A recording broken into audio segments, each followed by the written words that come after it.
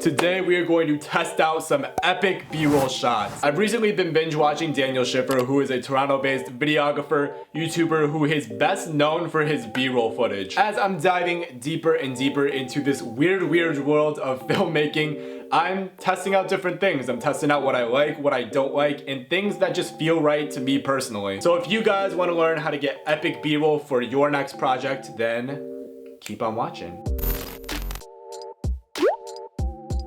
You may be asking yourself, what are we going to be filming today? What is the vision that we're looking for? Toast. I know you're probably thinking, what? I want to film a cool B-roll sequence of my breakfast. I don't know why, but I feel like there's so much opportunity to make it look cool. I got my handy dandy laptop right here. If you guys haven't watched my recent video on how to take better video, I'm gonna leave a card right up here, but I am going to pick the music out first so that way I get an idea on how I'm gonna shoot different shots, and especially since this is a B-roll sequence, it helps me out on what transitions is gonna make sense with the beat. You know, I can mesh them all together.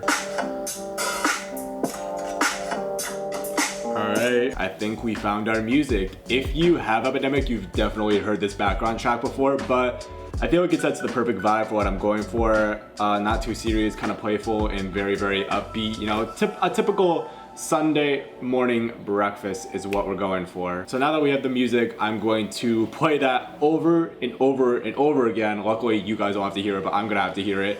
And I'm going to take my notebook. Where's she at?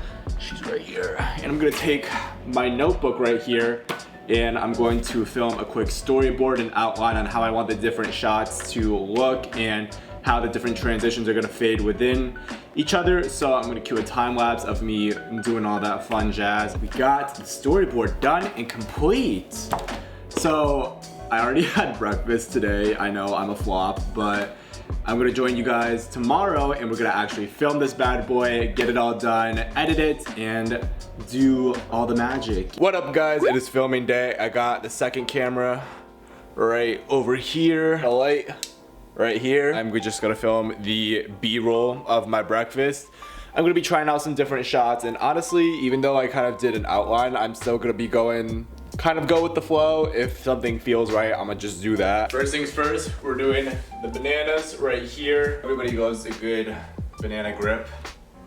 I don't know where I was going with that. I'm gonna go start at the oven, and then we're gonna arc up to where the bananas are.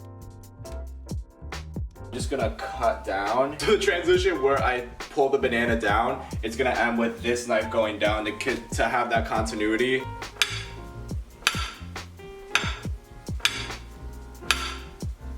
One, I'm just gonna do a basic grab the peanut butter and push it to the camera. The other is I'm actually gonna open the door. 3, 2, 1.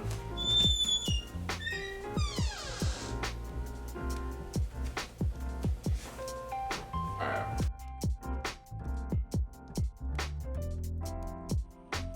The other way would be harder, but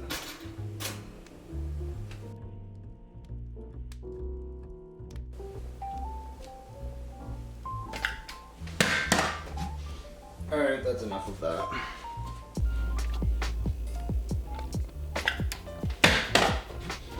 Alright, that's enough of that. Last shot of the morning is just gonna be me grabbing this and then pulling it off.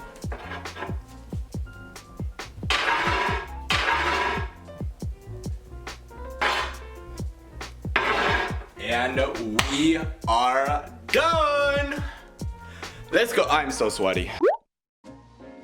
Alright guys, so I just got finished editing the B-roll sequence, and first off, I want to show you guys what the final product looks like, and then I want to delve deeper into the edits I made, why I made them, and just the significance of everything that I did. So without further ado, here is the final product.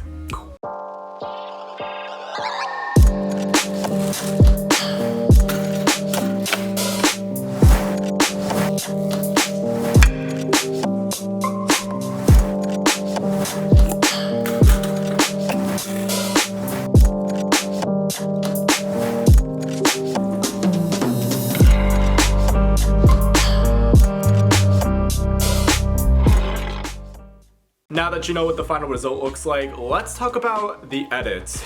I got some Pure Life iced tea right here, all fresh and rejuvenated to go. The opening sequence, if you look close enough, there is a tiny bit of a push, and that's just to add a little bit more dramatic effect to it, and also kind of to show what's to come. I noticed with a lot of these videos, I saw a lot of them actually started with the final product, and then they went into immediately how they did it, so that way the audience knows kind of what they're in for. Moving on, towards the beginning and actually throughout the entire video, I push a lot of objects to the camera. Let's just take this iced tea for example. I would take this object and I would push it to the camera, and then when I wanted to transition to something else, I would take the other object and pull it back. I sped up the beginning and sped up the end of it, so it was very quick and it was very seamless and pretty smooth in my opinion. Also, I sometimes slowed down the middle part. I think the most noticeable part of that was the toast, because it was very fast, but I wanted that long dramatic effect of the toast actually popping up. Now let's talk about the arc. The arc, I know it's so small, but like I have always wanted to use this transition, and I'm so happy I finally got to use it. It sped up in the beginning, went a little bit slower towards the middle, so you really got the shot of the bananas, and then it pulled down again really fast. So not only did I throw the yogurt up, I tilted my camera up along with it, which was very hard. I ended up almost cracking the yogurt can, which would have been a hell of a mess to clean up. And then to end off that transition, I tilted down, so it was a tilt up, tilt down, and again I sped up the end and beginning of the two clips, so it was very seamless.